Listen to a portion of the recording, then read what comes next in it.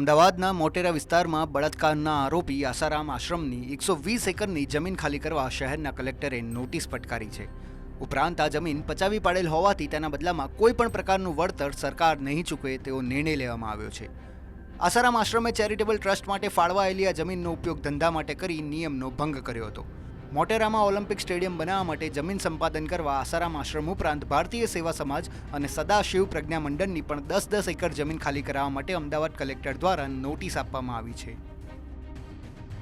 સરકારશ્રી દ્વારા આસારામ આશ્રમ, સદાશિવ પ્રજ્ઞા મંડળ અને ભારતીય સેવા સમાજ એ ત્રણેય સંસ્થાઓને જે તે વખતે જુદા જુદા હુકમોથી શરતી જમીન ફાળવણી કરવામાં આવેલી હતી.